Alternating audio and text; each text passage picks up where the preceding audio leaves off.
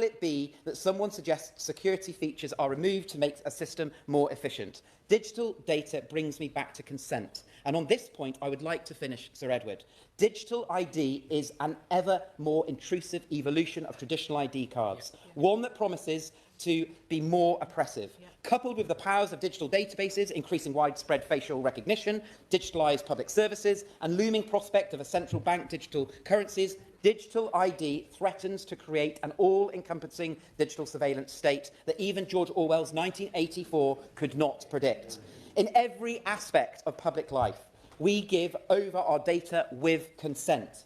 Yet digital ID turns that notion on its head, insisting that we hand over data to simply function in society and potentially for reasons we cannot consent to in advance.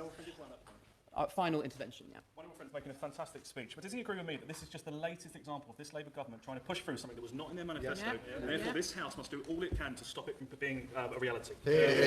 Again, I absolutely agree with my honourable friend, and therefore who else, other than the Prime Minister, is really wanting to drive this through? I doubt, if the government expand the scope of digital ID after their initial implementation, that they will be kind enough to offer an opt-out clause to anyone who has signed up. People up and down the country, 3 million who have signed today's petition, can see that this scheme is a disaster waiting to happen. I will give way to the Chair of the Petitions Committee, and then that will be... As the Chair of the Petitions Committee, I'd like to thank the honourable member for making an excellent speech. 3 million signatures.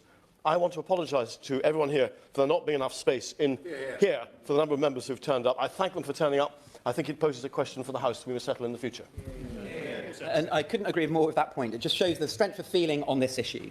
There are thousands deeply offended by the intrusion on their civil liberties, thousands sceptical that Whitehall will be able to pull off such a complex scheme, and thousands who are digitally excluded, terrified of computer says no future. So the government should give up now, because those on this side of the debate will never give up.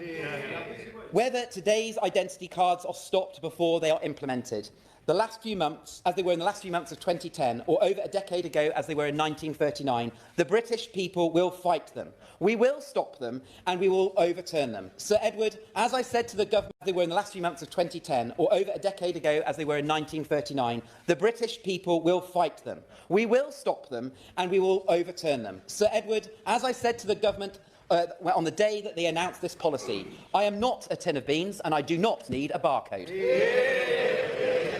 As I said to the government on the day that they announced this policy, I am not a tin of beans and I do not need a barcode.